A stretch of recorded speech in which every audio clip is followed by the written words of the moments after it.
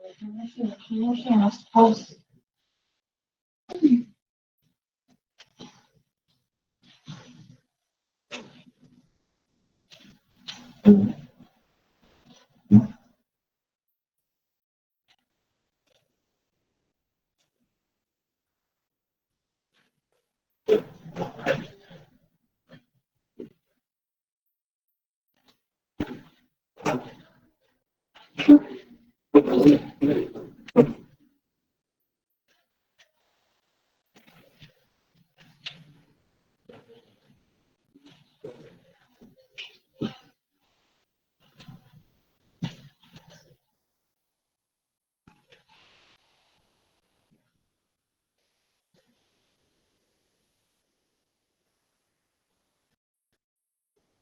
Good evening. Can anyone hear me now?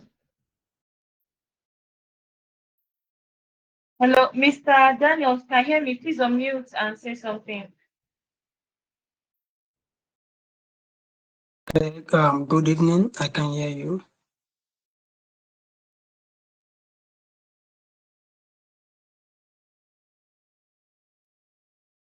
Evening. Can you hear Evening. me? I can hear you now. Awesome, awesome. So I think people are having difficulty joining due to network. So we'll just give everyone the next 6 minutes to sign in and then we commence. Is that okay with you? All right. Yeah. We go with that. All right. Thank you. So everyone, let's give others till 20 minutes past 5 to sign in and then we commence. All right. Thank you so much for joining. Please, you can also share the link and invite your friends because this webinar is going to be very packed, like very, very packed. So invite your friends, okay? While we wait for others who have registered to join.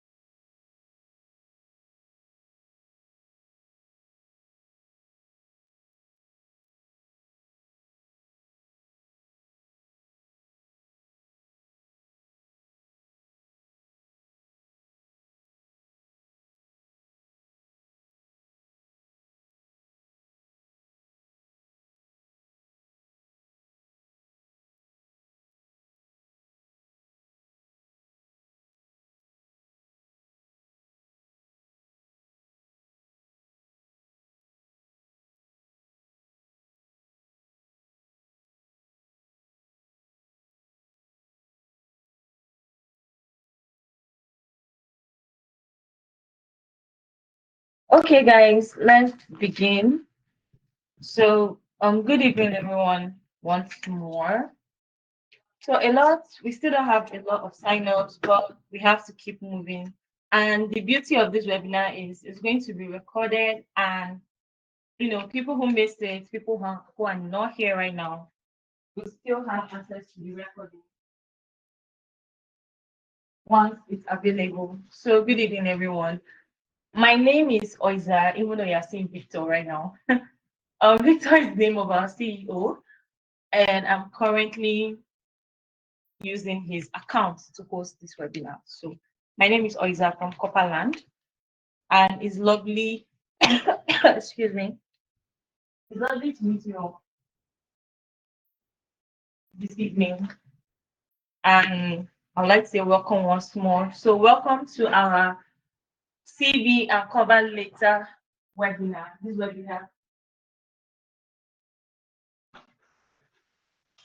webinar is going to be packed. You are going to learn and benefit so much from this webinar, because I'm pretty sure majority of attendees here are either COP members, serving COP members, or ex-COP members, and it's lovely to meet you all. Okay, you're going to benefit a lot, because after NYSC, like, what next, right? You're going to the job market, and then they say, okay, present a CV. You look at the CV, and the only qualifications you have is probably the IT you did in your 300 level, and maybe your experience with your PPA, and then you have nothing else to really put in there. And then sometimes you can't even properly document this your experience into your resume to even make it look enticing. Sometimes when you hear people say, oh, showcase your leadership skills, showcase your soft skills, and you're questioning yourself, where are these skills coming from? Meanwhile, these are things you do on a daily, but because you do not know how to process your experience into writing, and to craft it in such a way that it attracts recruiters to you, you end up missing out, and we don't want that for you. And that is why we are hosting this webinar, and we'll be hosting more as time goes on. So if you are excited about this, can you leave a reaction so I know that you guys can hear me? You guys know why you are here, so please leave a reaction if you can hear me.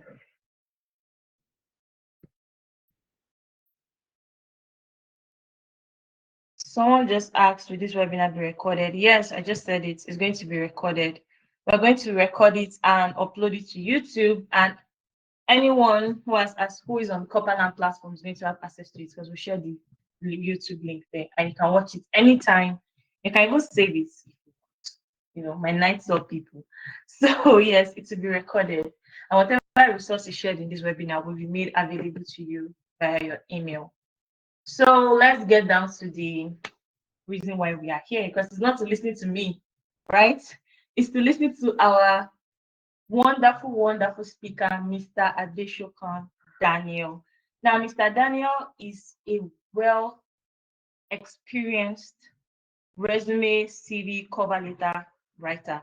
And he doesn't just write cover letters for Nigerians. I'm talking international, baby. He writes cover letters for different people all over the world, and he's well ranked, well respected, and today he is here to share his knowledge with you. So that means that the knowledge you get from this webinar is not just for Nigerian jobs, it's not just for graduate training programs. You can still use this knowledge to even take yourself to the international job market. So you see that we are cooking, like we cooked our here to serve, right? You can see that. So if you know any friend, like anybody that will benefit from this, invite them so that they can ask their questions when he's done speaking. And we promise you're going to love being here. So with no further ado, before I hand over to him, I just want to let you know that for attending this webinar, we're going to be having, well, you might end up winning something too. We're going to be having a giveaway after the webinar on the Corperland app, and we're going to be asking some questions that only those that attended will be able to answer. And once you answer, that means something light for you this weekend. So not only are you walking out with knowledge, you're walking out with cash or something else in your pocket. So make sure that after the webinar, go straight to the Corperland homepage to participate in the way. And with no further ado, Mr. Daniel Shokan, over to you. Can you hear me? All right, yes, I can hear you. All right. Good evening. Thank you for being here. All right, good evening to all. It's good to be here. So I'm going to mute myself and let you do your thing. I'm also taking notes because, all right. All right, thank you. So, good evening, everybody. It's good to have us all here. Uh, Let me try and adjust the camera as much as I can. I believe we can all see me clearly.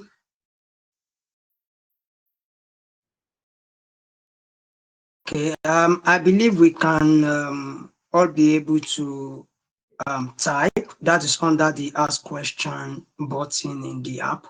So we can be able to respond.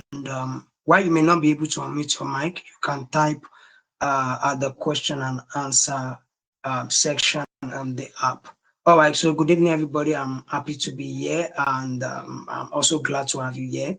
I'm Adesokan Daniel, and I'm here to talk about how you can be able to position yourself in the job market, which is something important and very it's something that should not take lightly. Let me put it that way, as a Nigerian youth.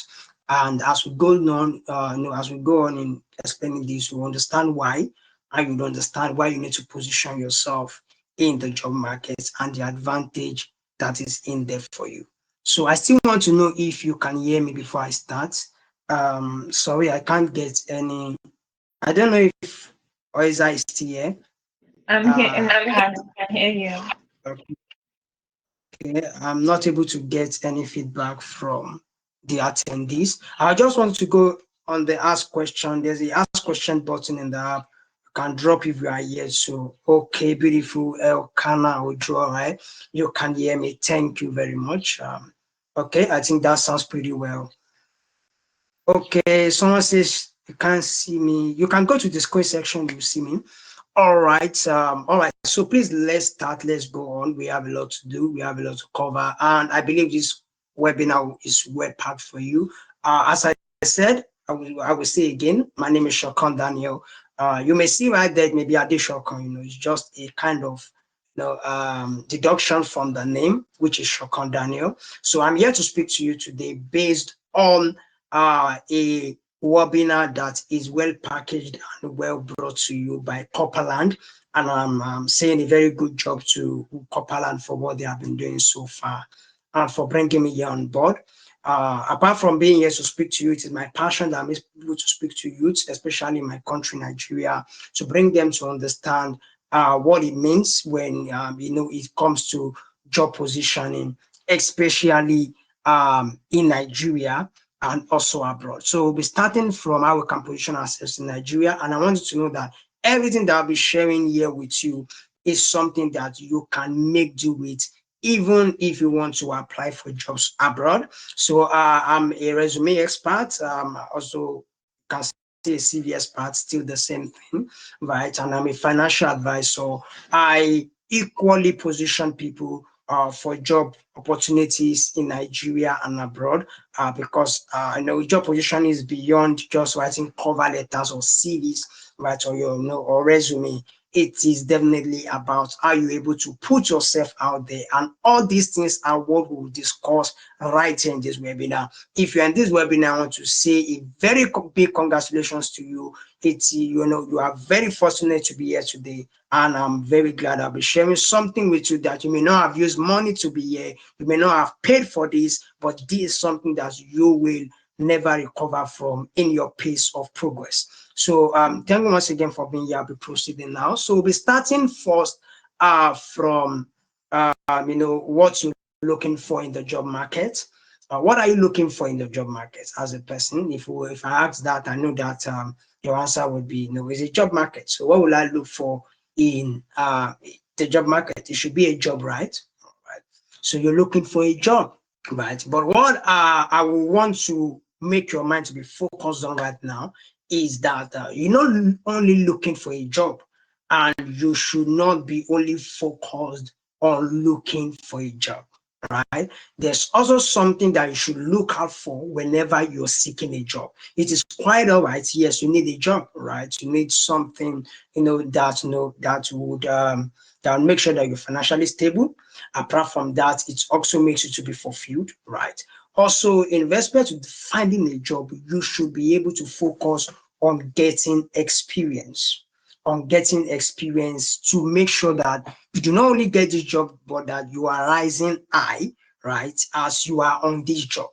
So whenever you say, oh, you want to have a job, put it in your mind that, oh, what I need is really more than a job. It is that I want to really begin a career, right? That is what would enable you to be able to, put in the kind of energy that you put in on the job.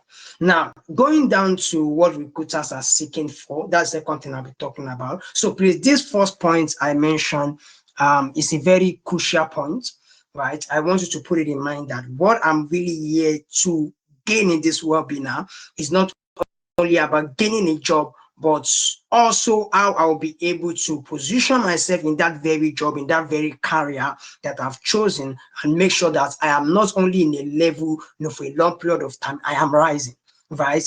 You are not meant to be tied to a particular organization, association. You are meant to make sure that in this your career, you are scaling higher, right? That's beautiful. All right. So, what recruiters are seeking for? What do recruiters want from you? Who are recruiters? Recruiters are people who employ people, right? And when we talk about recruiters are different from employers. If I say an employer can be, the company itself, may be called an employer, or maybe the company has a particular person or set of people that they say, oh, you are to employ people into the company. Those are employers. When we talk about recruiters are people who would now supervise and oversee, those who will be coming into the company and will be joining this company or organization. So now, these recruiters are people who will determine whether you are qualified to work in an organization. I don't know if you're getting me, right? Now, if you now want to, get into an organization, you need to really focus on the recruiters. I need to focus on the employers. Now, I will now bring this into a joint understanding, so you understand. As we're going on, I would be speaking indigenously, which means I'll be speaking in a way that you will understand me. I'll be speaking more like a Nigerian. I'll be speaking, according to what is happening in Nigeria, right? So that you could understand it better, and it will be simple for you to really grab and work with, right? So I want to believe that maybe possibly now, please, you're with your pen, you're with your biro, and please, you can pen down questions if you want to ask me questions at the end. So what recruiters are asking for is not actually competent individuals. I know, people will be like, a person that knows, that knows the job, a person that is good on the job, a person who can do it well, right? They are not really looking for competent individuals, and I will tell you why, right? I'm not trying to maybe boggle you or shock you with any statements. I'm just telling you the fact. Recruiters who want to bring people into a company are not looking for competent individuals. If you look at Nigeria, there are many competent individuals, and this is not something that I need to preach to you. It's not something that I have to show you fact for. This is something that really happens, and this is something that is, it's just a lot. Right, it's just a lot, right? So these people are not really looking for competent individuals. They are looking for a certain kind of people, right? They're looking for a certain kind of people, and I will tell you those that they want and those they are looking for, right? So what these recruiters are looking for, I know. Let me give you an example. This will make it more simpler. If you are in a class, right? If you're in a class and you are about to do a test, the lecturer is about to give you a test, and the lecturer and you actually signaled right there in the hall, like you signal that, oh, you need a sheet of paper, you don't have a sheet of paper to do this test. And your lecturer saw you, your colleagues saw you that you needed a sheet of paper. And your lecturer brought out a sheet of paper just to give to you. and a fellow student like you brought out a sheet of paper to give to you, and both of them are offering you this sheet of paper, which one do you think you will likely want to accept? Like, because of their, maybe their positions, or which one do you think you just feel so happy like to really accept, between that lecturer giving you his own and the fellow student giving you his or her own? I hope I can really get an answer to this in the ask questions section. Okay, if I can't in 5 seconds, I think I'll just go on. Okay, so which sheet of paper would you like to collect, the one from the lecturer or the one from your fellow students? Okay. Okay, thank you. Okay. Beauty said the lecturer. All right. I hope I could have one response more, but let's go ahead. All right, lecturer for sure. All right, beautiful. All right, okay. Now, the reason why you want to collect from the lecturer is because you understand the position of the lecturer.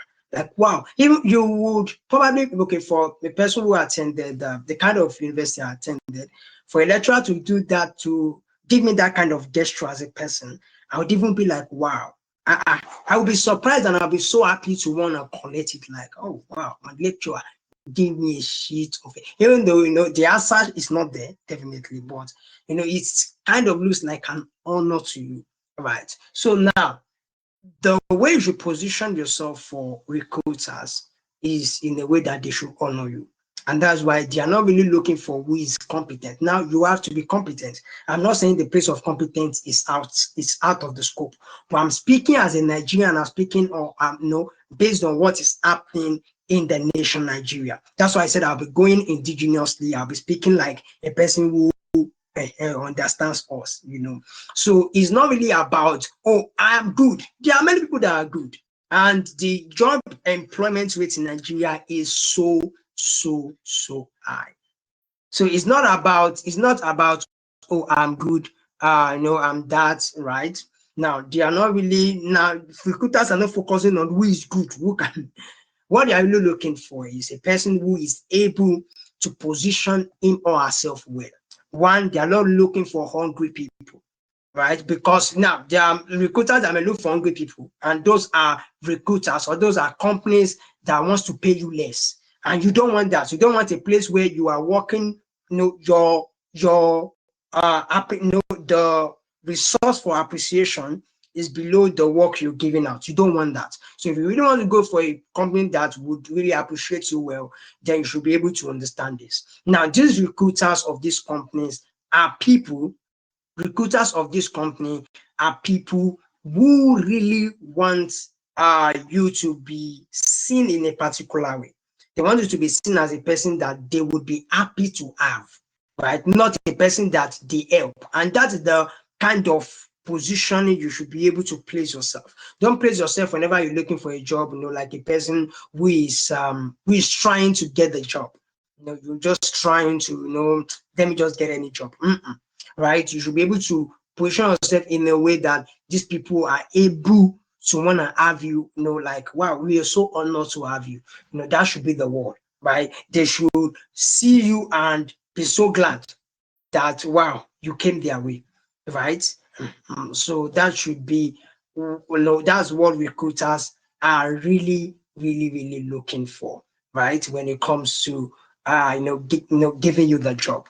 Now we'll be going into the NYSC program, and what I'll be talking about here are very cardinal points. And I will also be tracing this back to your institution, your school moment, when you're still in school. And if you are still in school, maybe probably looking forward to graduation, you're also welcome here, right? So now there are actually many programs under the NYSC program, the National Youth Service Corps program.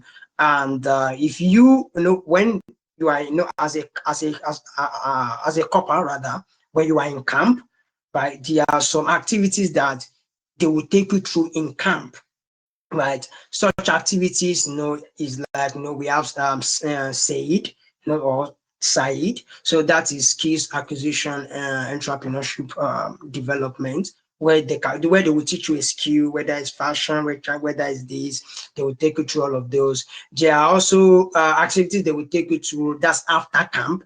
That's CDS, which is Community Development Service, where you're able to put in efforts, as corpers once in a week, maybe twice in a week, where you go out and you will reach out to the community to do something for them, right? And also there's an opportunity, or the opportunities for you as a corper to initiate a project, for the local government you are serving, right? So you can possibly maybe renovate their school.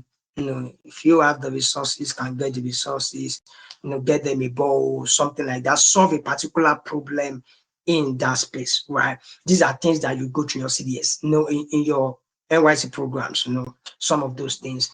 And why I really mention these things is because as a corper or as an ex-corper, this is something that you are going through or you have gone through. Right now, these activities may be like, oh, what are we doing? What is all of this? What is all of that? Right? But these activities are things that you can leverage on to give you a step ahead, in that thing that you're searching for, to make you fulfilled. Right? I won't say, oh, after NYSC, and what I'm teaching you here is what you will need or what you're hearing here. No, even during NYSC, you can initiate these things and start getting results. Right, it is possible. It's possible. Even before NYSC, you can start doing this thing and start getting results. This is possible. Right now, what I'll be saying is, for the activities that NYSC will be taking you through, which are very important, and then I'll be diving right now into activities that schools, right, can also, has also taken you through, that you can be able to help yourself in your positioning. Let me see, for example, when you were in school, you may have joined, maybe a health club, maybe based on what your course is like, or based on the career you're trying to chase. You may have joined health club, joined this club. You may have joined, groups, or you may have formed a group to do a particular thing. You may have some activities you are into, right? All of that. Also, you may have been involved in maybe leadership activities, because every job that you will ever have in life needs leadership qualities. The way you communicate, the way you collaborate with people, the way you work with the team, right? You will need all of those. So you may have been involved in leadership activities, like, okay, maybe in your class, you're the class rep. Okay, maybe they wanted to do something in the class where you were made, head of the committee, something like that, right? If you have had any such experience in school, and also if you have had, or you would have experience of CDS or the SAED in camp, after NYSC, after camp, and all those things during your NYSC. All these activities are very important things that you can leverage upon for job applications, right? All these things are things that you can really leverage upon for job applications. And what I mean by that is that, when people graduate from school, especially in Nigeria, one gap that I see is that, when I work for some certain countries, I see that when you ask them, even if the person is just graduating from school, when you ask them what kind of opportunities or what kind of experience do they have, sometimes, not all of them, but sometimes, they are able to mention some things like, I did this while I am studying, right? But one I've noticed about Nigerian is, ask an average Nigerian, what are you, or what are your experiences now? After the person, just you can just go into maybe school on convocation day of a certain institution in Nigeria and just start to interview the graduates. Like, wow, now that you are finished school, can you show me your CV? Or just ask them what experiences do they have based on the course that they are finished, or based on any career they are chasing, right? Because I believe what you study in school may not be what you choose as your career. Right? You may still get you may go for an online course and start something that's not even related to what you study. That's possible. But ask them, what experience do they have? What can they put in their CV? I'm telling you that most of these Nigerian students, Nigerian youths, who do not have anything tangible to put in their CV. And you may be somebody like that looking at me that you are like, what will I even put in my CV? What can I even put in my CV? What can be there? What can I write? I don't even know, right? You may be somebody like that. But what I'm here to share to you is that you have something that you don't know, and that's the truth. I don't know if it's something that happens to you when you feel like somebody talks to you and the person is telling you something about you, and you feel like, but I myself have not even noticed this about me. But it's very possible. When you look at things from your own point of view, you may not be able to get it right. All right. So I'm here to tell you that when you are saying, oh, I have no experience, I just no experience, I didn't do anything, I didn't do this, I didn't do this. Now I know that's no experience that some students can say they have. Maybe CWES. And to be very factual, some students do not even know that they can input their CWES activity in their CV. They don't even understand it.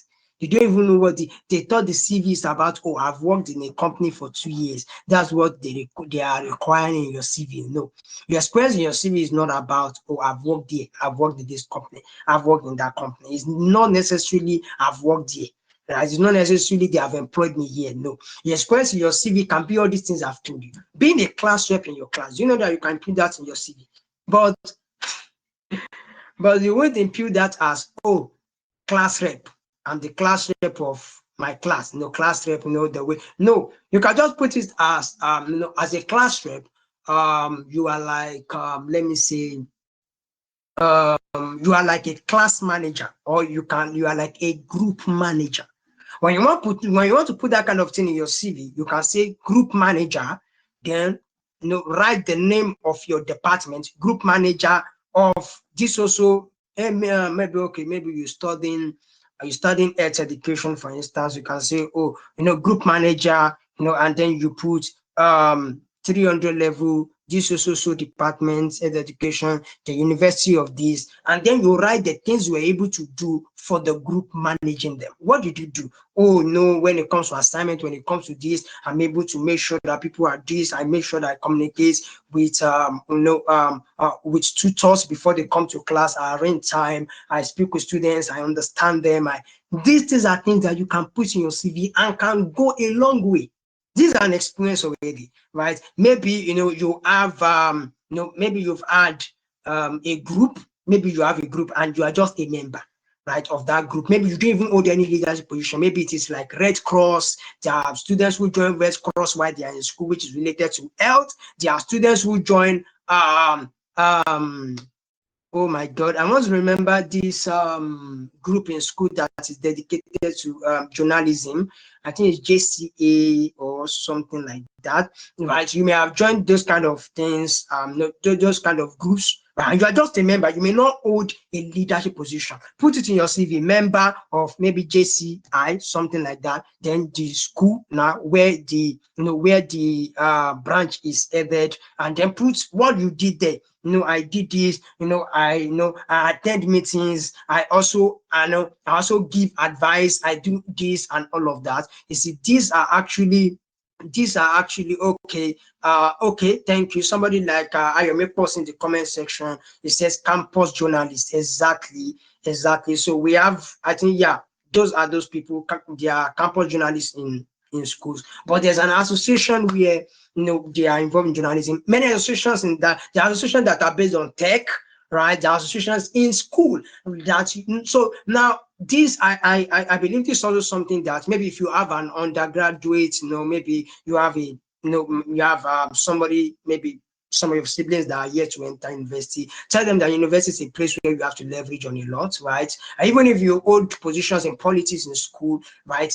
You can't just go to university and say you just want to face your studies. You are joking. Don't engage in extra curricular activities. If you're a person that likes reading, and you know that, oh, you don't even want any extracurricular activities, then become a tutor. You can become a tutor who teach students. There are students who teach their mates in school, right? So now all these activities are activities that you can put all together. Now I'm only making this broad and I'm saying a lot of things so you can catch up and you can be thinking about, oh, what did I do in school? What did I do in school that I can put in my CV? Yes, think about it. Even if you're a member of any association related to what you want to do, I think we are still going somewhere. So you'll be able to refine what you have written also. But try to connect all these dots together as you're hearing me.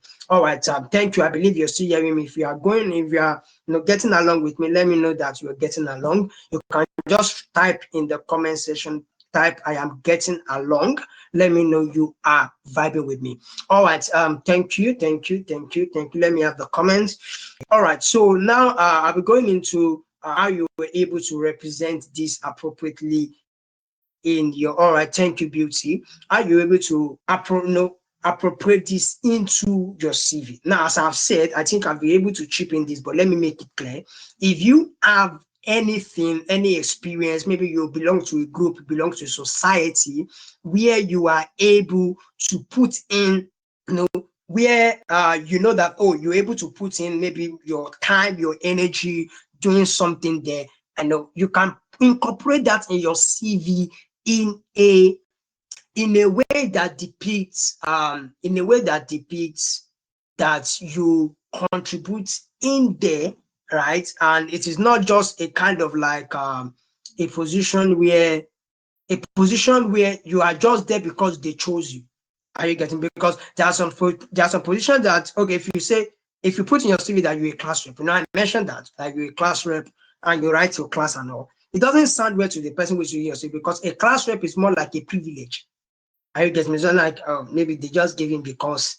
But if you put something like a group manager, it's still a class rep, but you may not say a class rep. The way you put it is in a way that it's not about standing tush.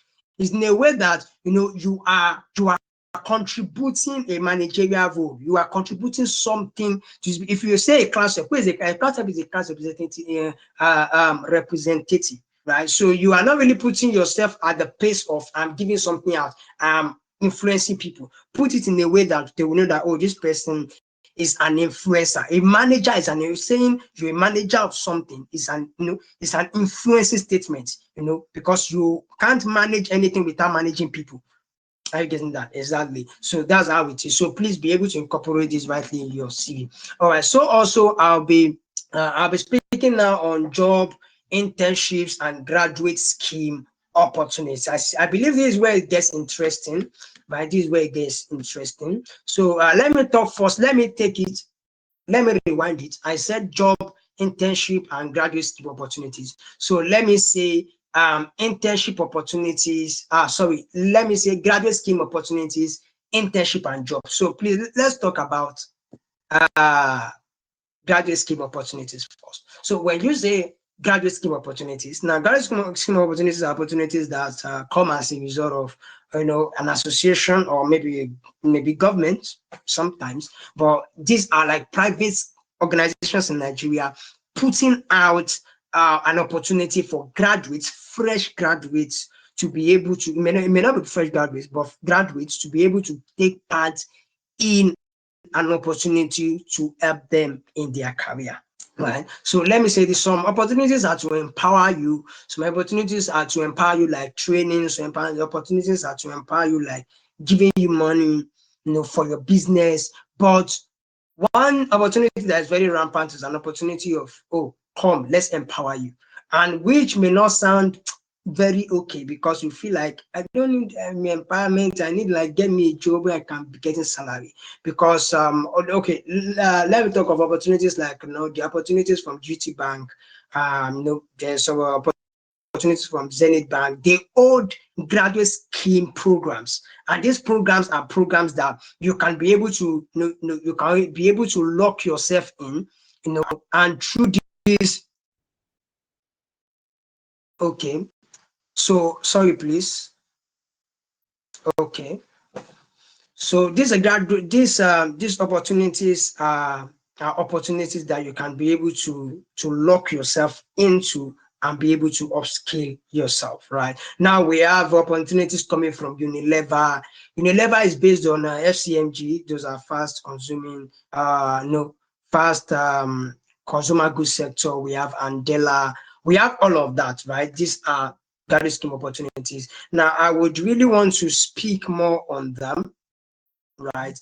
But I may not be able to, because I I would appreciate that you can be able to make researches on this online. There are many opportunities. And what these graduate scheme opportunities we ask you, they won't ask you lots of experience. They won't ask you bogus questions. These are opportunities that you can key in to be able to help yourself. Now, I'll be going into the CV aspect very soon. I had to see all of this so you will understand what is in here for you. We started from the mindset you should carry, not only getting a job, getting a place where you're able to add more experience to yourself to rise. So even if they're paying you well, make sure that there's an opportunity that can come that will pay you times 7 of what they are paying you. That does not mean that you're greedy. That only means that you're taking this job even right now that they are paying you in as an opportunity, to get more experience and to be better, right? So then we talked about, selling things on and on. And here we are at graduate scheme opportunities. There are also opportunities for internships like NGOs. Internship is a more, kind of setting of we take you in, we teach you, and there's a liability of we can even accept you. Now, some companies would even tell you, oh, come, let us train you. We know that you know nothing about social media management, right? But you can come in, right? We will teach you, then we'll pay you this amount. They may be paying you very low at a point because you just started. But as you grow with the company and grow, you can earn bigger. So these are internship opportunities. Even let me say there's an opportunity like from Leap Africa. There are opportunities from Paradigm Initiative, opportunities, coming and on like that on internships. Now also you can get internship opportunities from the Corperland, right? The Corperland Initiative. They can have, they have opportunities that they can share to you again and again. But what I want you to do is you can make researches on graduate scheme opportunities. There's a lot online. There's a lot. I think somebody reached out to me and applied for a grant opportunity, though this is for students, which is online. And this, and the student reached out to me. I made up the admission, the letter that they needed from him, right? And then his CV made up all of that for him and was able to really get through and applied for it. Though he has not gotten a response, but it is a win-win for him, I believe. So these are things that you can make researches about. Sit down on it. You see a lot of them online. Don't just say, there are a lot of people applying. They say 500 people has applied. Don't sit down on it. You can apply and get it, right? All right. So now we're getting real into the CV.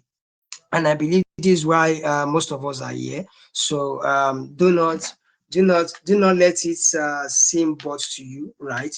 We'll be talking right on CV, right? So when we talk about your CV, this is something that you need to present yourself. Now, CV is curriculum vitae, that's the full meaning. You can also call it resume. Now, when we hear CV resume, let me clear that because I believe this is one thing that you need to know, especially as a Nigerian. So when you hear CV, what is a CV? What is a resume?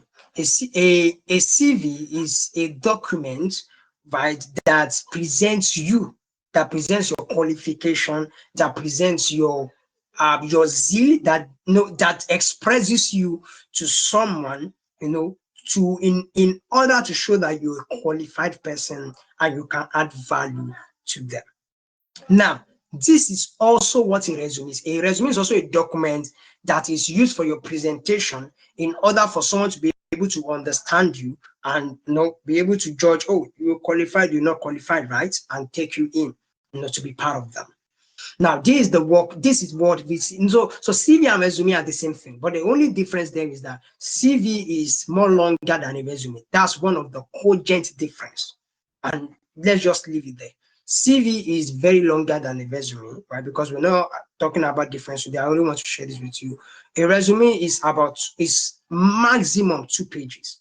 CV is more like, it can be 3 pages, can even be up to 10 pages, right? And who needs CV are different from those who needs resume.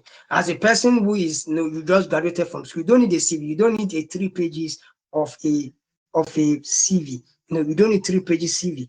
You need like a resume, maybe 1 page, 2 page, pack your experience. You don't need to put, even if you have a lot of experiences, pick the prioritized one and put it in there in your resume. So now I'll be talking about mistakes to avoid in your CV or your resume, as we would like to call it, but let's call it resume, because I believe that applies to most of us, in here. So mistakes to avoid in your resume. And as I'm talking about this mistake, then I'll be talking about how you can reset this mistake. Now, the reason why I'm starting from mistakes is because many people write resume. Many youths, try to grasp. Let me just have CV.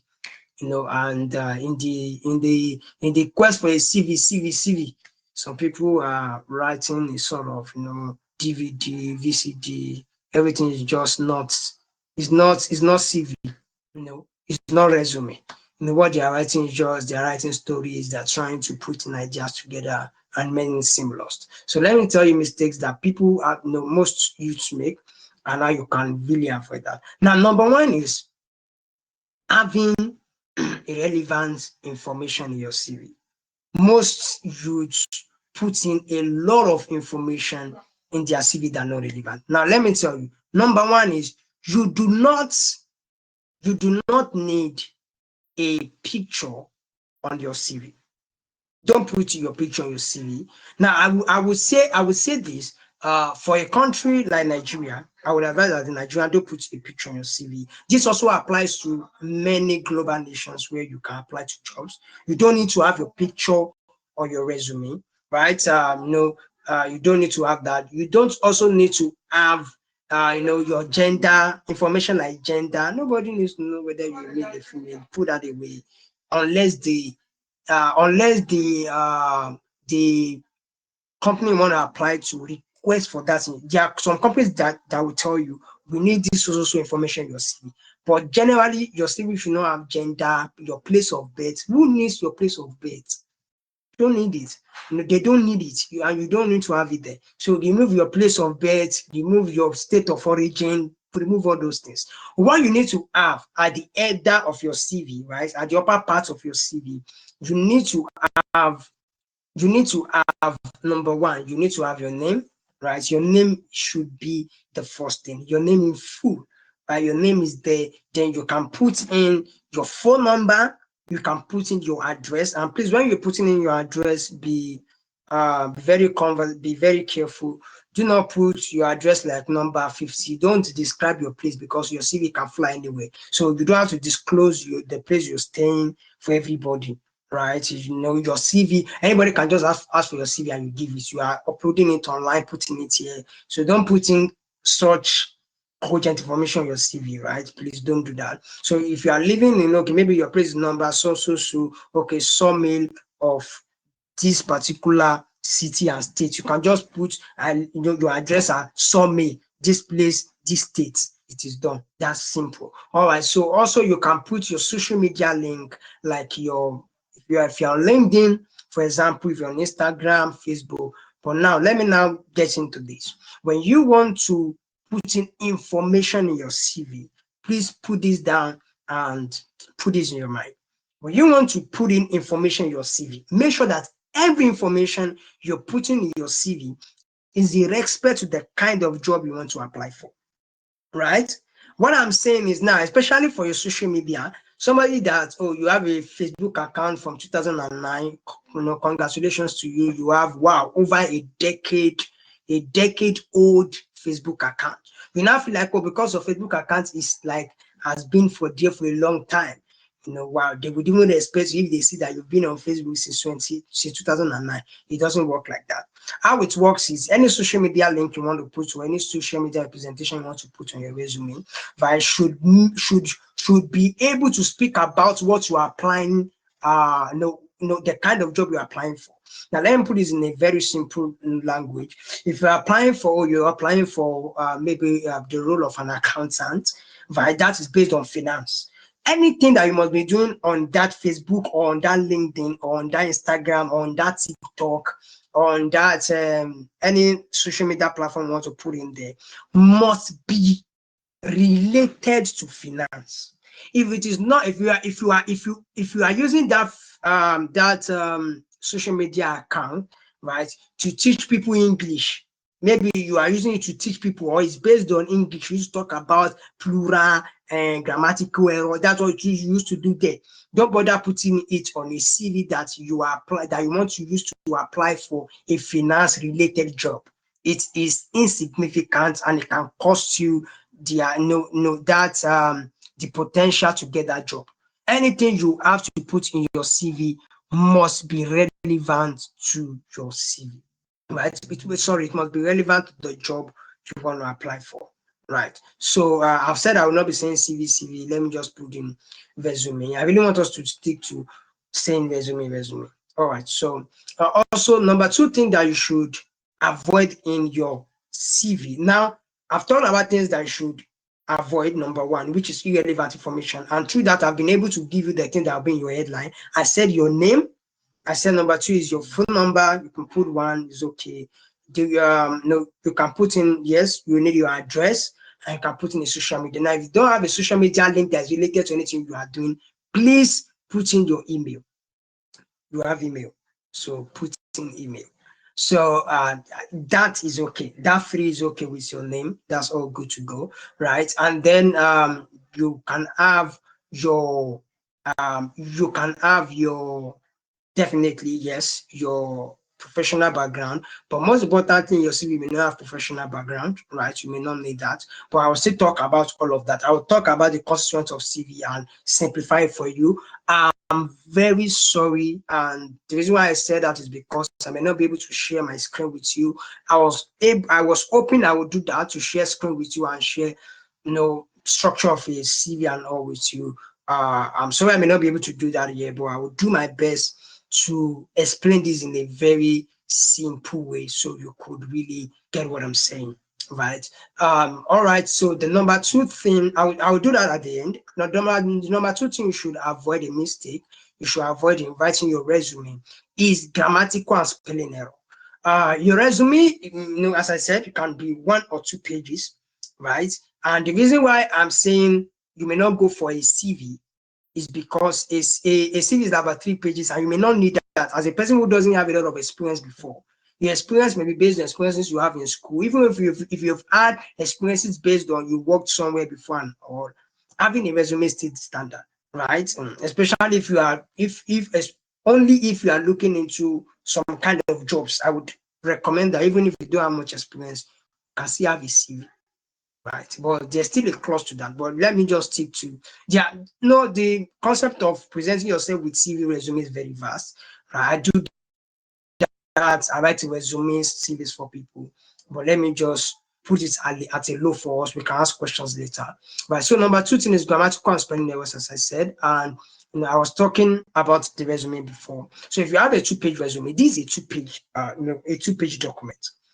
In your best to make sure that you do not have any spelling error or any grammatical error in that document.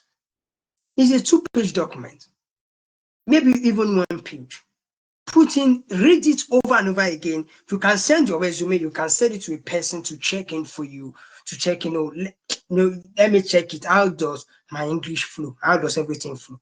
Please do that. And one thing I've noticed is, right now, people have now, youths have, especially in Nigeria, and this happening. So, but let me stick to Nigeria. In Nigeria, major number of youths have now used AI as their, not only as their, as their writing assistant, because that's what it should be an assistant. They've taken it as their writer. They allow AI to write for them, so they can just write, I worked at Coca-Cola company, as a as a sales manager. So, tell me the things I did there, and you will tell them, or they can just say, write experiences for me as a something, and it will give them, and they will impute that there. Now, that may not have a grammatical error or spelling error, but that is a minus to you. I can tell you that most recruiters who would view that kind of CV, they know when you use AI, and some of them have softwares that they can use to view it, especially in abroad where they are using ATS. ATS, there's ATS software, and that software will get to screen your resume. While that software is not dedicated to checking whether you use AI or not, right? But don't let it get to the point of, they are not interviewing you and they are seeing, a human is not interviewing you and seeing what you are writing, and it's like, no, you wrote it with AI. Because if you write something with AI for me, I would know.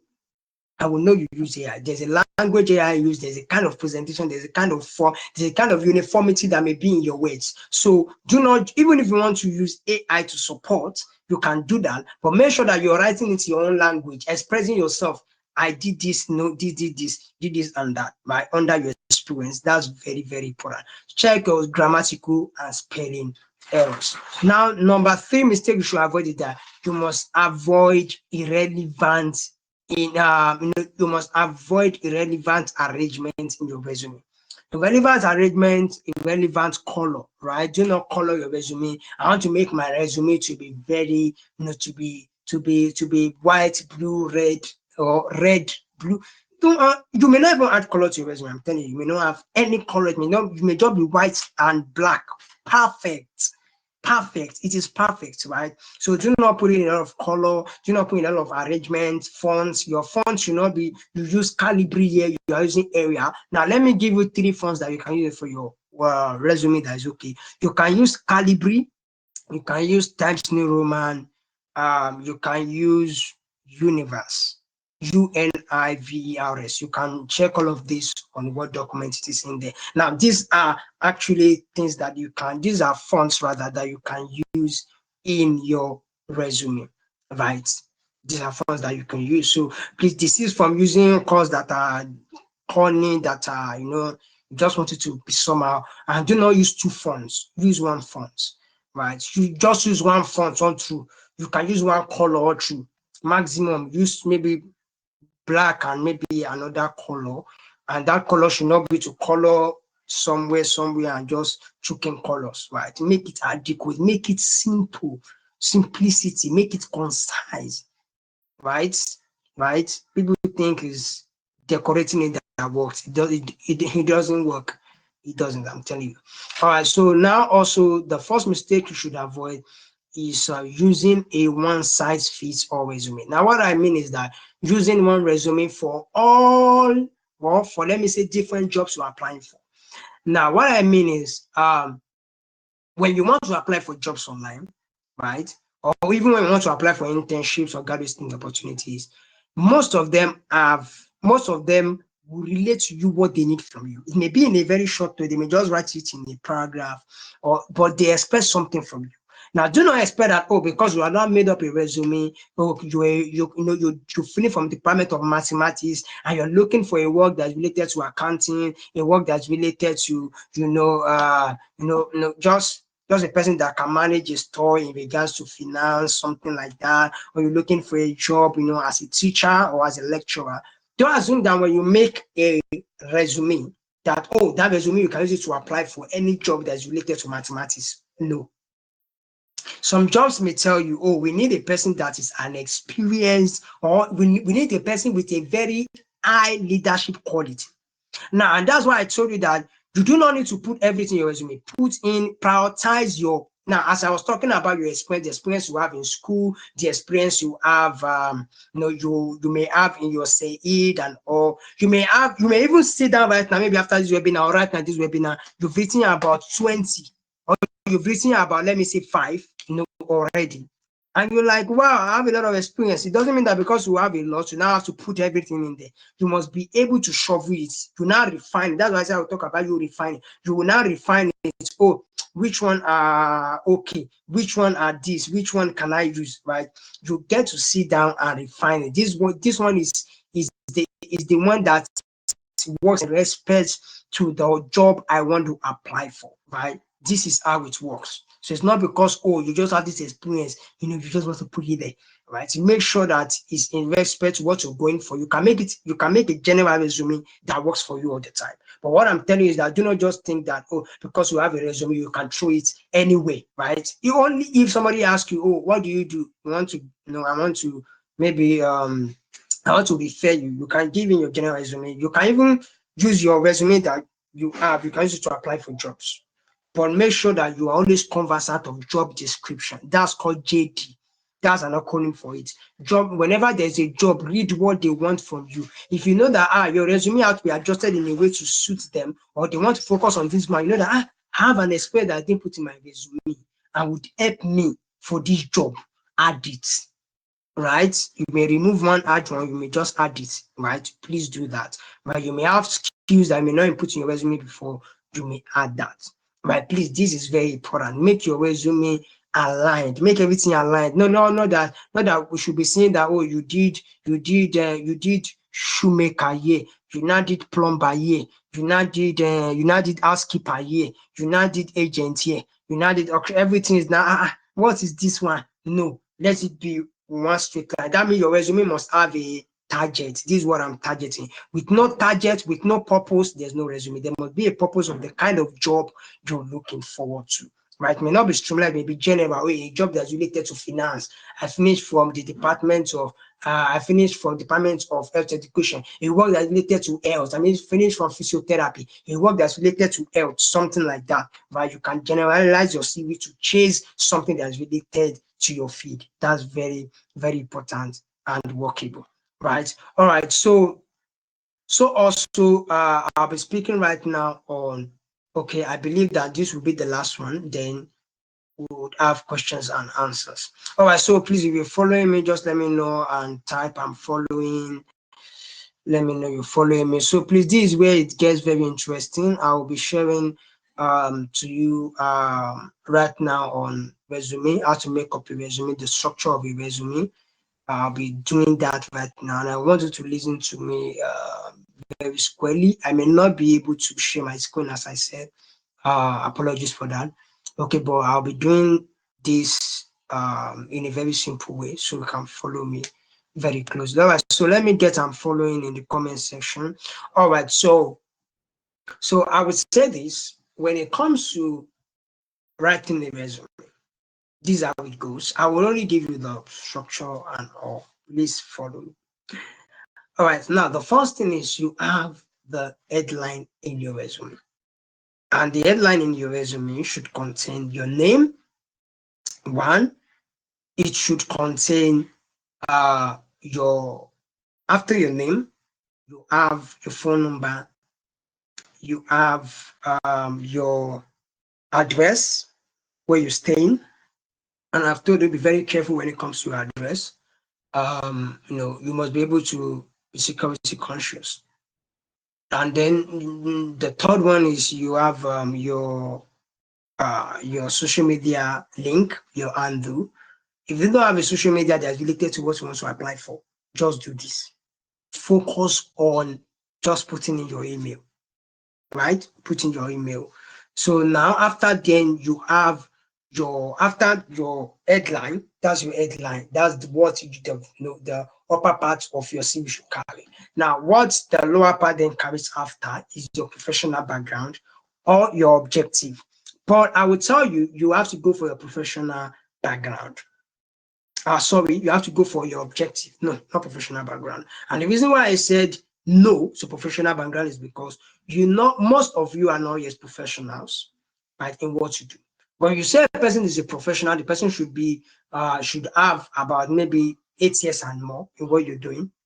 Right? It depends on because different sectors have different ranking for professionals. But let me say you'll be able to have 8 years or sort of experience. But when you know that the experience you have, even though it may be 8 years ago, but it's not that you worked under a company, you just maybe did an internship or you had a position in school, like things I've told you that you've incorporated down. That does not make you a professional. I know. So what you have to do is put in objective. Now, the objective can be like, you can say you are this an example of an objective. You can say a passionate individual now who is well dedicated to to making sure that the organization strives well with leadership skills in managerial roles and financial decision making. Now, this is something that you can make up. I'm teaching you how you can write an objective right now. In being able to express who you are first, you tell them, you're a passionate individual, or you are a result-driven person, or you are this or that, you are dedicated to this or that. Then at the end, right now, your objective should be about 3 to 4 lines, right? You don't need a long paragraph, 3 to 4 lines, just after your headline, 3 to 4 lines, and it should end, and it should end with a sentence that shows that you are driven to want to work with the organization to scale up, what they are doing, to impact them, to influence them positively. And that's why. So now the reason why you are writing somebody on objective is because you are at a point where you are really looking, you are at a point where you are really looking for an environment to really put in what you have, right? That's what the objective actually entails. You're looking for an environment to really put in what you have. It's just like somebody, you have something to give and you're like, oh no, who can I give it to? That's what the objective is saying. So you must let them understand that, oh, you are this kind of person, you are professional in what you do in your field. That's the first line of sentence. The second line of sentence cannot talk about, oh, looking forward to an environment, that can be able to ensure or can be able to express my skills in making sure that the organization strives. Something like that, right? Simple as that. It really shows to them that, oh, this person, so you not say it as if, oh, you are really, eagerly looking for a job. No, you're just like, oh, I'm finding a kind of environment where I can be able to unleash my skill, to be able to help them. That's what objective is, right? So from the objective, then down to the objective, you have your skills. Now, skills are very important things that recruiters will look at, because it would, it shows potent, or it shows that background, or let me say it gives them a foundation. It gives a foundation of how you'll be able to express your expertise in whatever you're doing, right? So, okay, if a person says, oh, I am a no, if you have written in your experience that, oh, you have done this and that and that and that, and you writing in there, it means that you can recreate that kind of experience. That's why you write your experience. If you write that, how well can you be able to deliver all these things that you said if you are not able to have communication, if you are not able to have communication skill, how will you be able to express these things? If you are not able to have leadership skill, how will you be able to work with people, associate with people, be able to tolerate people, and all these things, right? So they believe that in your CV, your experience is not enough, your skill is very important. Now, we have skills that are general, we have skills that are specific. General skills are normally, you should be able to communicate. That's why I would not advise you that you put communication skill in your CV. You can remove it. It's not really that important. You should be able to communicate, but you can still put it there. But I would advise that you don't need it. So you have communication skill, you have communication skill, there's leadership skill, you have teamwork, you have collaboration. These are general skills that you should have. You can put in about 2 in your skill or 3, right? And then you now have to put in specific skills. So if you are related in, okay, let me say you have, you're a nurse, finished from nursing, or you're looking for a job that's related to a nurse. Okay, you can put in empathy. Empathy is a specific skill that's related to nursing. You may be able to have empathy, or you might be able to have empathy, be able to understand patients, relate with them. But you can, you should be able to have any skill related to nursing, right? Like, let me see. I'm trying to find a skill that's related to nursing. Okay, let me say keeping of equipment, something like that, right? You might be able to know how to keep equipment. So regarding your profession, you must be able to have specific skills you put into it, right? If, for example, you're an accountant, bookkeeping, or let me say Microsoft, let me say operation of how they put it, Microsoft skills, right? You can put my Microsoft skill as part of your skill. It shows that, oh, you can operate on Microsoft Word or Microsoft Excel, or you can make it more specific and just write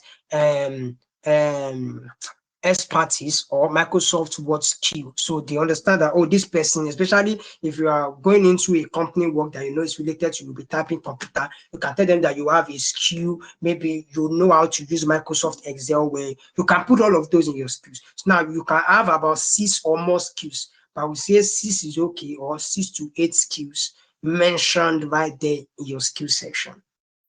Also, then you can also have down to that. That's where you now go into the part of your CV that is mostly bogus and many and very visible, and that is your experience aspect, right? So this is where you put in your experience. Now you have to put in a chronological order from your recent experience to your former experience. Are you getting that? From the recent one to other ones that you have. So the way you put in your experience is you put in what you did, where you did it, and the date, how you started, and I'm sorry, when you started and when you finished.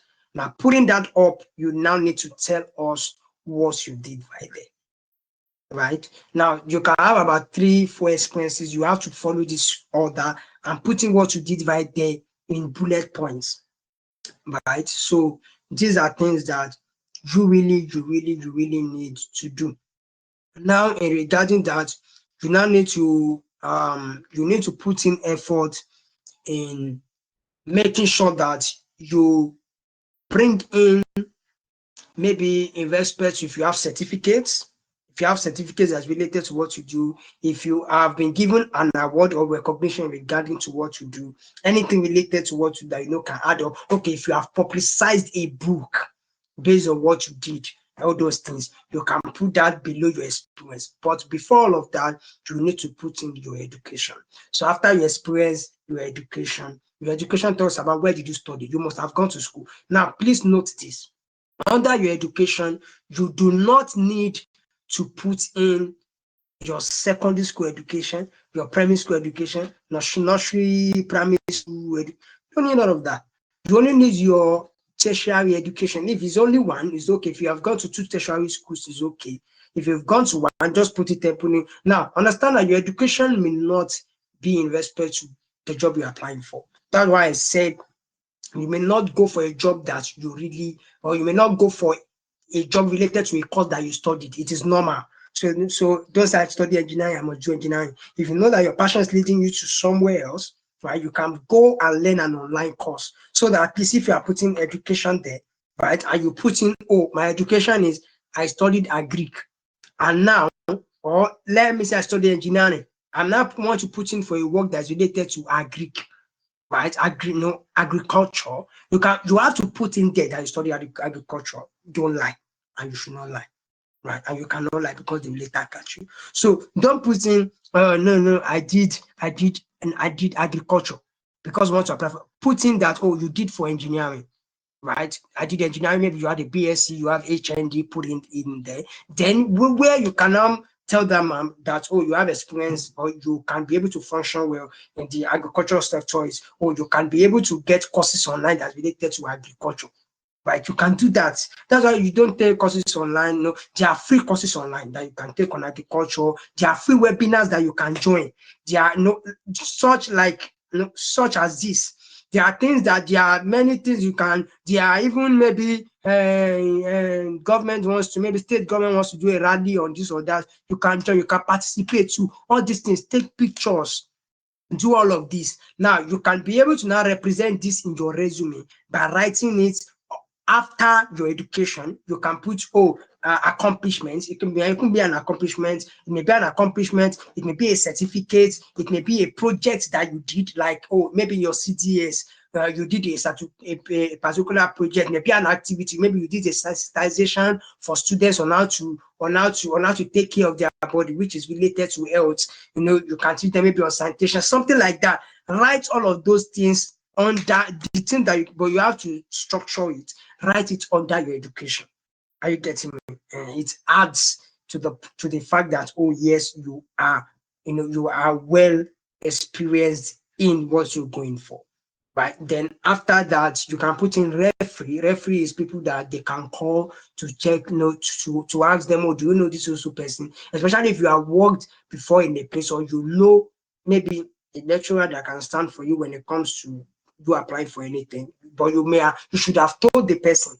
The referee works for people that have maybe worked in an organization. You believe that your boss can defend you anyway and can tell them, yes, yes, this person has worked with us. And the reason why some people and some companies expect that you put referee there is so that they can know where you're coming from, whether you've been a good person, whether whether you have you have a good track record there before coming to them, right? So that they can trace your before, right? Which is very important. But you may not need to put in referee. You don't need that, right? You don't need it. You don't need to put in referee unless if requested by maybe based on the job description. You don't really need to put in referee in your um resume.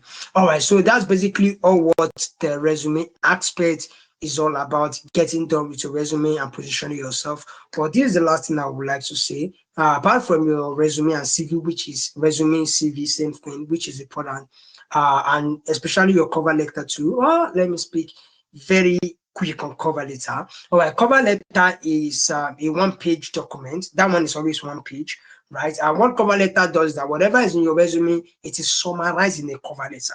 Now, in a cover letter, cover letter in a glance can be seen, and it can be able to show. Let me tell you what it shows. Definitely, you will have the same heading that is in your resume, in your cover letter. Your name, don't forget your name, your phone number, your address, your social media link. Have that in your cover letter. Then you'll be able to tell us, oh, this is the job you're applying for. Such the way you write like all this formal letter kind of thing, but it's not a letter. So you don't have to write the address like number something. No, just put in the headline in your resume, right? You put in right there in your cover letter the same, and then you introduce yourself in a very simple, concise way. You tell us your expertise, some of your experience. This will be in paragraph, where everything is just in paragraph. And then lastly, you tell us, oh, why you want to apply for this job and what you would like to do for this company if you are able to get this job. Now, a cover letter is targeted at a particular job. If you have a resume, you can use one resume to apply for 3 different jobs. But a cover letter is targeted at a particular job, because you have to state the name of the company you are applying for in your cover letter. In your resume, you don't need to apply the name of any, you don't need to put the name of any company you want to apply for anything. But your cover letter is, so it means that if you want to make a cover letter, you have to make it specifically for a particular job that you want to go for, right? So please note that. I believe I'm able to share at least one of the backgrounds, in cover letter with you, which is very important. Right. So also, I said the last thing I'll be speaking on is your representation on social media. Earlier when I was speaking, I mentioned the aspect of picture, you taking pictures whenever maybe you go for something, maybe you attended a social gathering, you did something. Please take pictures and upload it. Don't take pictures and put it and leave it in your phone gallery or on your Google Pictures. Do not leave it there as memories, right? Put it out there. Put in some notes. You can use Facebook. LinkedIn is a very beautiful platform for you to build professional. To build a professional stance for your services. LinkedIn is recognized globally, right? Recognize LinkedIn so globally, right? It's a very free platform where you can build yourself, and be able to have people view you. I'm on LinkedIn too, and I build on LinkedIn. Get a LinkedIn account. Share what you do, right? Share what you do, and LinkedIn may not work for you. That's why I tell people. So don't feel like, I know that most of you would have heard of LinkedIn. It's very good, professional people, sweet English, packaged people. But it's more than that. It's a place where you get to meet people, collaborate, and all of those. So don't let any people deceive you about it is hard. It is not hard. Right. But one thing is, LinkedIn may not work for you, based on what you do, right? Don't be like, LinkedIn did not work for me because I tried it did not work.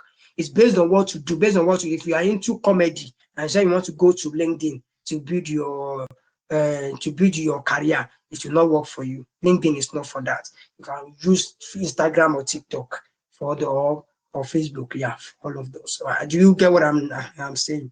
Exactly. So you must be able to build what you're doing on a social media platform. Please don't neglect social media platform. Somebody can reach out to you and say, send me your resume. And that's why it's also good for you to be able to take this into note. Don't be like, oh, I before have a social media platform, they will just DM me. Be prepared. Preparing early is the most important thing. And this is what many youths in Nigeria lack, right? Preparing early and knowing how to prepare. I'm telling you, this simple thing that I've told you today are things that some youths are really grasping their head on, how to even write their resume, who to meet, who to talk to, who can explain these things to them. They don't understand how to this aspect of the job market is clouded. Many people are looking for job as clouded. So many people that they are not even looking forward to hear anybody out on what resume is. They just feel like everything is hard. Meeting people that will teach them, meeting everybody, knowing the right opportunity, knowing the right people is not hard. The society may have told you like that, may have painted it to you like that, but I believe this webinar has opened a lot to you and would help you a lot in this journey. So make sure that you put every of these into consideration. I said again, I would have loved to show you maybe format of a resume, CV and all. But I'm sorry, I may not be able to share my screen right now. But I believe you're able to learn so much from this, and I believe that this will be of greater measure in helping you in scaling higher. So thank you very much. I'm so pleased to have you. All I would be expecting the organizer to take in questions, and then I'll be able to answer you all. So thank you very much. Thank you so much, Mr. Daniel. Thank you. It has been so impactful. Please, if you appreciate Mr. Daniel, just leave a clapping emoji. You can leave a clapping emoji. You look at your bar, the bottom of your screen, you see the emoji sign. You can click on it and send him a clapping emoji. I'm not saying any. Did you guys not learn anything today? Or you cannot hear me? Awesome. I've seen a thumbs up. All right. So Mr. Daniel, for the samples that you wanted to share from your screen, you could send them to me and I will share my screen on your behalf. Or you can still send them to me and I will send it to everyone who attended this webinar so they can have access to it, whichever one is more convenient for you. Now it's time for question and answer. So if you have any question, all you have to do is raise your hands. Okay, all you have to do is raise your hands. I believe there should be an option for that. All you have to do is raise your hand. And when you raise your hand, I will give you permission to speak so that you can ask your question the way you want to ask it. And Mr. Adesokan will answer it for you. So does anyone have a question? Okay, someone's hand is up already. I'm going to give you permission to speak.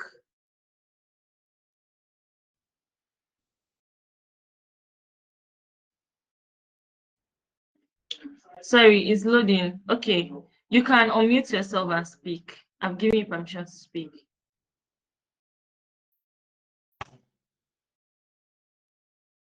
Can you hear me? Onyema, you can unmute yourself to speak.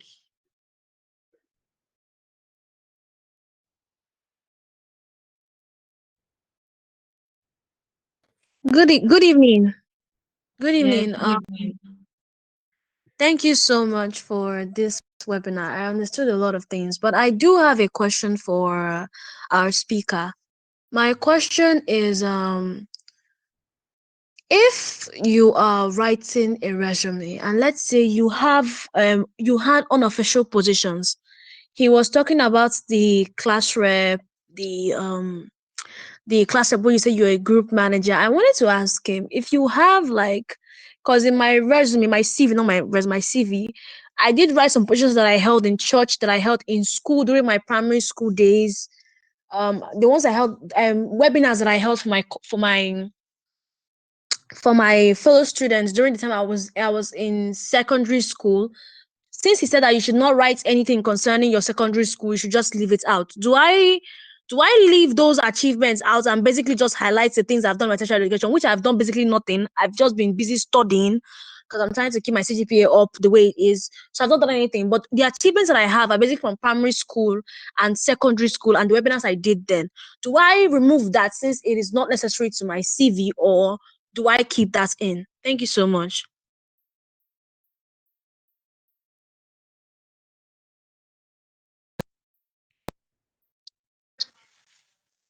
Okay, on Yema, if I get the name right.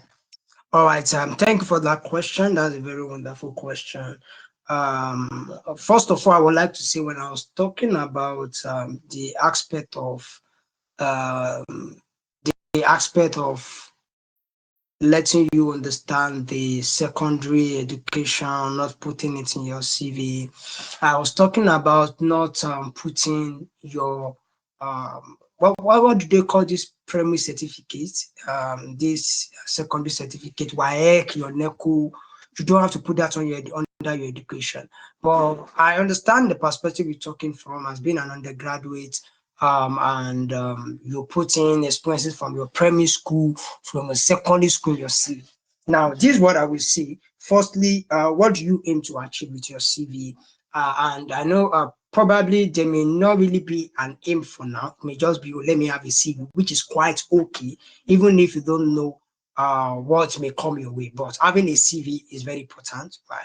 But if you want to put in experiences relating to primary and secondary education, I would say at this point, because you may not really have experiences that is tied to you right now as an undergraduate. I don't know if you're an 100 to the level, I don't know, maybe 400, but I would still advise you, first of all, that please, no matter how well you are really looking into getting a very good CGPA, find something in school, even if it is your church or your fellowship, as you said, right? Please put in energy in doing something there that you know that can speak for you in your resume, right? That's still important. Right there in school, be involved in an extracurricular activity. If it is your church, as you said, if it is joining a group of people, if it is okay, you said you held webinars. I don't know if that is your secondary school or anything. But what I would say is that if you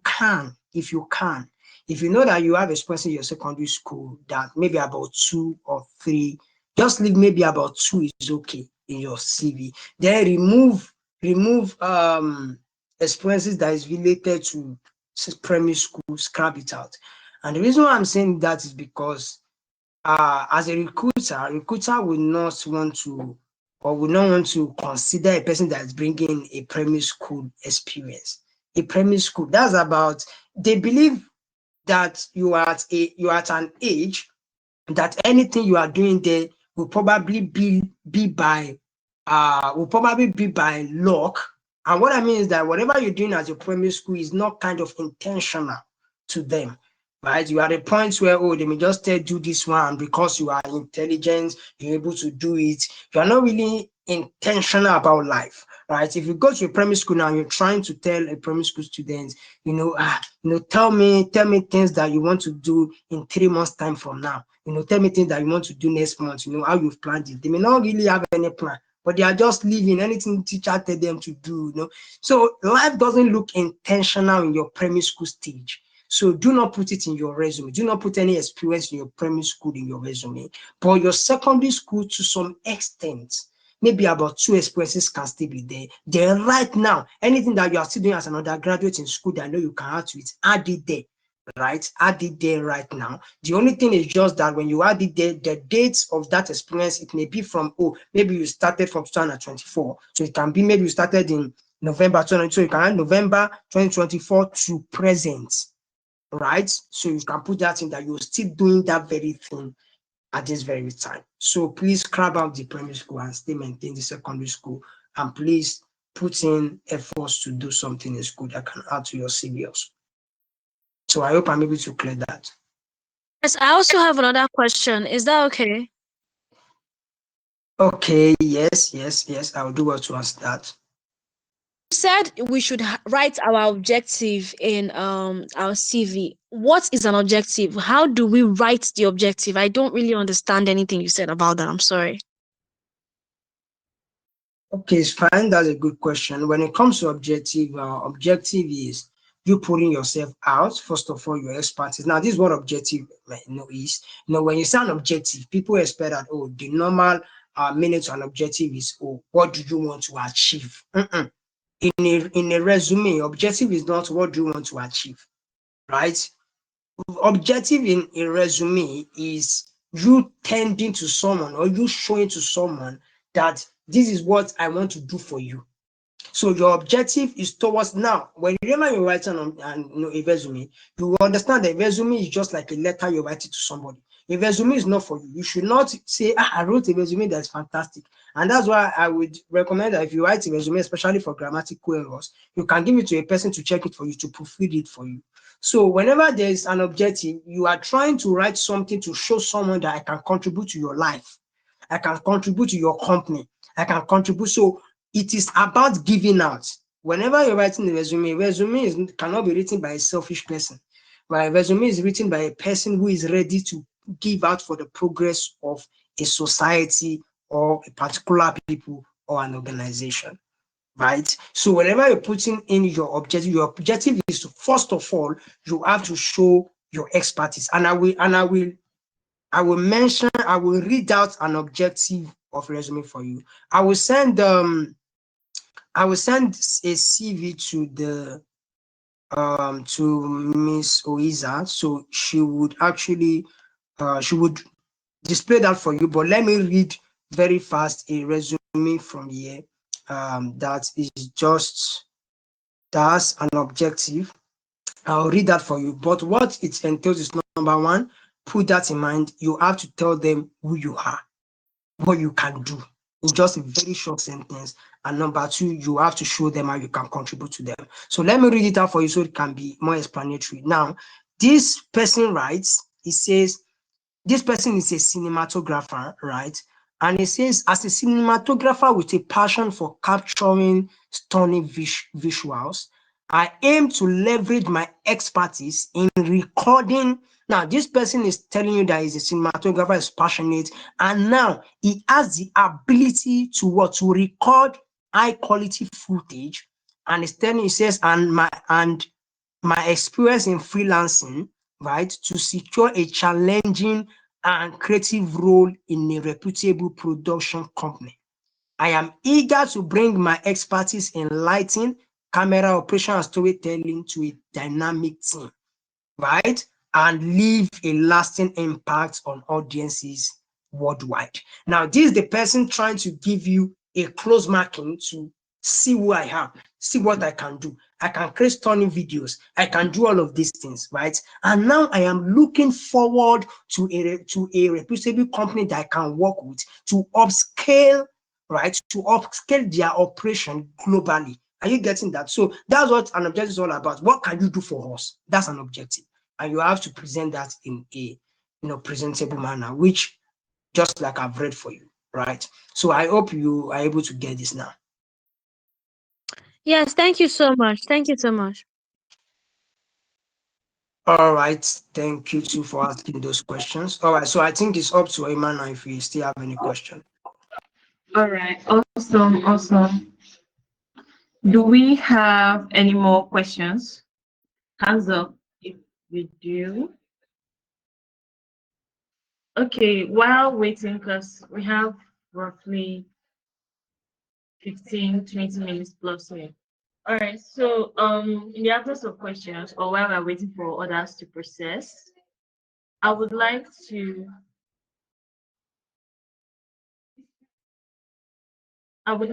make some announcements. So like I said in the beginning, after this webinar, we'll be hosting a giveaway on the platform and we'll be asking questions tailored to this webinar. So that means sure wins for those that are here, right? That's one.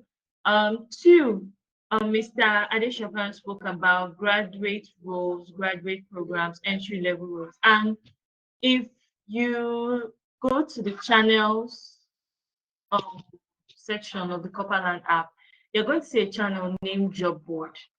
And what we do on that job board is we find verified entry-level job openings for you guys, you, our Corperland community. We find job openings from all sectors. Think about it. FMC, is it FCMG or FMCG? Banks, breweries, oil companies. I think last week about 3 oil companies were hiring nationwide, and we shared the updates on the job board. So if you haven't joined the job board, I suggest you do. It's a public channel. All you have to do is click join and you're in. Another thing you can do is to invite your friends that might need it. We also share PPA updates.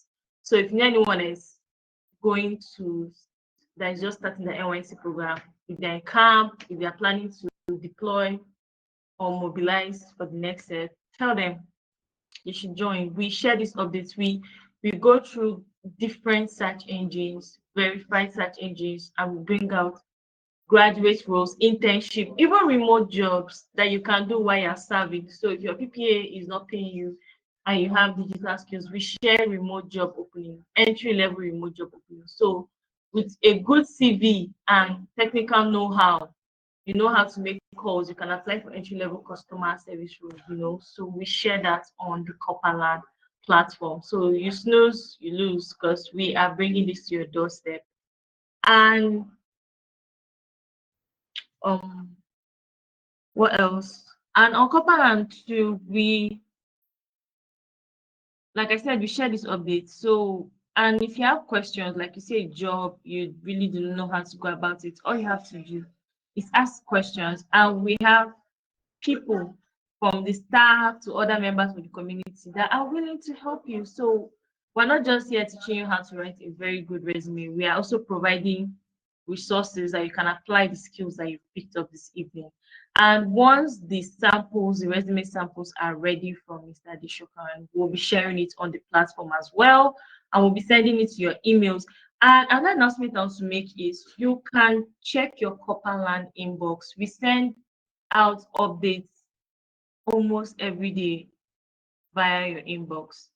So if there's any recording, any important thing that we want you to see, we send you a message. You can make friends, connect, chat on Corperland, and also receive updates from us. Like let's utilize all the resources we are providing, guys. I promise you, you will enjoy every single one of them. So in the absence of any questions, let me just look at the inbox one last time. Okay. Somebody's hand is up. Who is that, please? Victor in capital letter. Sorry.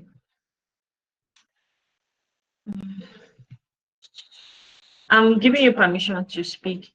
Okay. You can just unmute yourself and speak. Hello, good evening. Good evening. It's nice to be here once again. I was part of the last webinar and I would have said I've benefited a lot. Thanks for coming back. Okay, now my question is, this is regarding for graduates that just finished school now. How are you going to, let's say, per adventure now? Okay, let me use myself an example. I studied in the university for close to 5 years, and I studied chemistry, and my course was very hectic. I know it's not an excuse, but most of the time I spent time in school, maybe pursuing the academic, so there was no time maybe to like learn a skill or something. So now, if you are, as I just left school now, and I'm trying to do a CV, like how am I going to tailor it that will make me fit in, or does it mean I have to learn a skill first before having a CV? This question is for the speaker, please. All right, Mr. Daniel, over to you. Okay. If I got you right, Victor, which no, I did, but let me restate what you said. So you mentioned a course which is chemistry, and yeah, you know, talking about how that may be very stuffy for you to try to put in some efforts to have experiences like getting into some activities in school, and you now want to put in for a job, and where will you start from?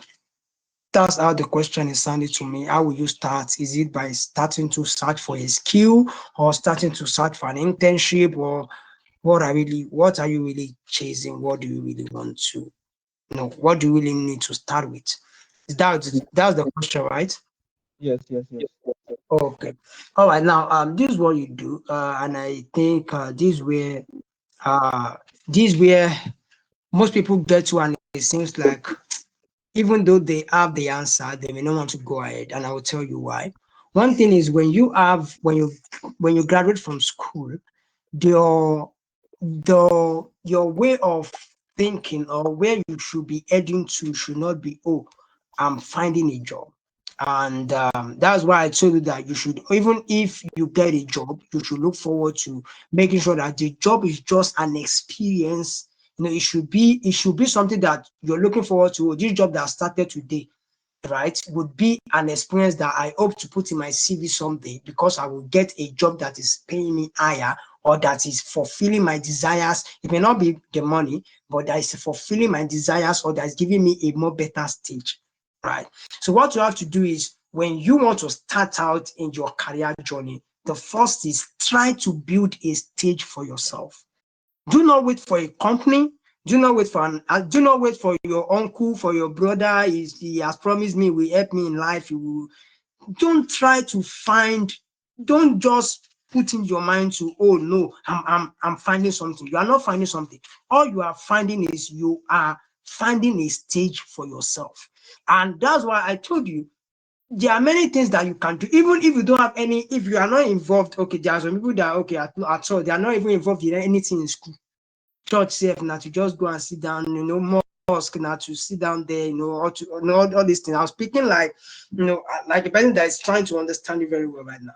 If you don't have anything at all, anything that you think you can put in your CV, build a stage for yourself. How can you build a stage for yourself? Number one, you have social media, you have data. You can open Facebook, you can open any social media account from you. It does not cost you money, it only costs you data, right? It costs you data. Go online and put in, see, in as a chemistry student, if all you can do, I don't know, there may be, I'm not a chemistry student, so I may not be able to tell you many things you can do, but this is what I will say. You can actually put in, you can be putting in maybe lessons, should I say lessons, contents regarding to chemistry, what you learned. If you are trying to build a career that's related to chemistry, you can start putting in comments. Try to build a stage, try to build something that will make people see you. Are you getting that? Do not wait to be seen, but strive to be seen. Put in activities that will make people see you. Putting yourself on that, maybe on LinkedIn, talking about chemistry, how this is this in chemistry. There are many global news. There are many, okay, related to chemistry now. There are news that are on new nuclear weapons. There's a war that is going between Iran and Israel right now. I don't know if you hear. And these people are fighting because a country is telling another country, oh, you cannot have a nuclear weapon. And the other country is telling them, we have the right to have it, we have it. That's a chemistry matter, right? Because I believe that in chemistry, this is where, all these atomic bomb, all these things come in. These are chemistry experiments, right? You can talk about these things and even shift it to global perspective. You can start talking about atoms, all these things, and try to take it to a global perspective, and try to let people understand why these nations are fighting. I'm already driving you into a global scale. Now, already, if you are doing this, the opportunities you are waiting for will come and meet you in your DM, maybe on Facebook or on LinkedIn that you have been. Somebody can just meet you and say, wow, what are you doing? What do you study? Right? Right? What can you do? You can become a chemistry journalist at the end, something that you didn't even plan for. Now, what I'm telling you is, where you need to start from is, don't try to figure out how to start. Just try to start. Are you getting me? And you can start on social media. That's a platform that you will not pay for. That's a platform that you can even be exercising, you can be putting your energy on in the comfort of your home, right? So just start to put out something activities that you'll be holding a class or a webinar for people to teach them something, something like that, right? So if you do not have anything related to experience or on, you can start like that and begin to you see that as you start out, you begin to see opportunities related to internship or anything, and all those things will work together. If you don't put your leg out, nothing may come to you. So stretch yourself, and that's why I said the place where this thing I've talked about is where many youths will not want to go to, is because it comes with fear. Many people be like, if I start, how will it be? People accept me? How will they think? How would I be saying this? How will I? Just start. That's how you can do it. I cannot tell you the best way. The best way is just start. At least just put your finger in it, and keep moving. It will all get clearer. So that is it. I hope that answers the question. Yeah, thank you. Please, one more thing. Can I go on? Okay, I'm with you. The second question is now, must someone have an experience like to get a CV? Is it they must you have had an experience in the past for you to build a CV? Okay, to build a CV, you need an experience, even if it is one, right? But I believe one thing I believe so much is there's no how you be that you not have an experience related to what you do, especially if it's your course. You studied chemistry. Let me see, for example, did you go for CUS? Did you go for IT? Do you go for any excursion? Did you think about it? There must be something that you did in school that's related to what you do.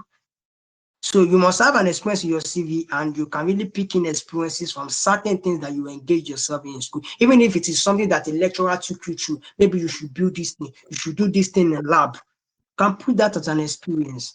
Maybe they shared us into group to do this thing. Tell us you were part of the coordinators of these social projects. You can put that in your thing. What did you do there? Even if it is for 1 month, you did this, or for 2 weeks, write it there in your CV. This is what I did, and all and all.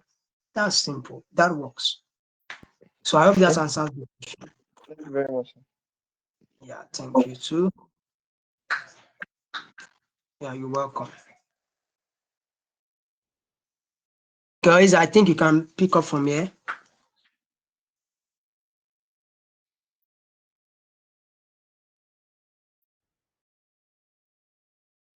Okay, is Oiza here? I'm here. I'm trying to unmute myself. Sorry. So thank you so much for that answer. And I just want to emphasize on the power of social media. If you are building your career from scratch, social media is the best way to start. It's the best way to start. Because I remember when I finished school, I used to make like fun designs on Canva because I had a small business. And I'll always post it on my socials. Like every graphic I made, I'll always post it on my socials. And then one day, someone recommended me to help someone manage their own social media page. And that's how I got into social media management. And from there, I grew into marketing. And from there, right now, I'm working on with one of the coolest apps in the planet. So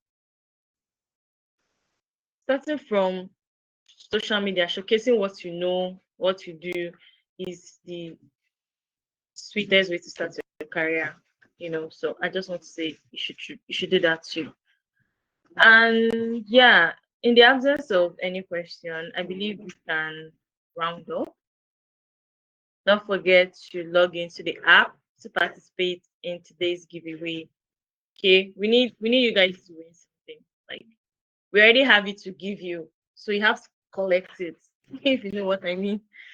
And the recording will be made available by Monday next week. We'll give our host site some hours or a day to process, and then we'll upload it so that you guys can have access to it anytime you want. And if you have questions, you can always ask your questions on Corperland, right? On the main feed, you can ask a question in the general channel, the job update channel, and there will always be someone to answer. Okay, so it's not just limited to webinars. All right. So with that being said, I'm going to look at the Q&A box one last time, just in case I missed anybody. Okay, everyone seems to be clapping. Victor says, Victor, last time you were here, you also did not have an emoji. I think we need to do something about that. It's no longer funny. All right. So thank you once more, Mr. Adesokan Daniel, for gracing us with your presence and sharing your wonderful experience and insights with us. And I believe that this knowledge that you've shared, that everyone here is going to apply it, and we're going to see great results. Because even I was taking notes, like I was taking notes, so it was amazing. So thank you, thank you so much for taking out time from a busy schedule to be with us today. And thank you guys for attending. Thank you for attending, for listening, for participating. It's very encouraging when the audience is engaging with us, and you guys turned up. So thank you so much. Let me clap for you guys. Yes. So with that being said, I'm going to end the webinar, and I'd like to say good night, everyone. Have a wonderful, wonderful weekend. And before you sleep off, make sure that you look at your notes one more time and set a reminder to remind yourself that you're going to work on your resume. You're going to highlight your skill sets better. And you're going to start applying for the jobs that you need. Because once you have a good CV, nobody will be offering you 30K a month in 2025. Said it before, saying it now. And yeah, that's all for me. That's all for me. So good night, everyone. Good night, Mr. Daniel. You guys can leave, or does someone else have a question? All right, none. So I'm going to end the webinar right now. Good night, everyone.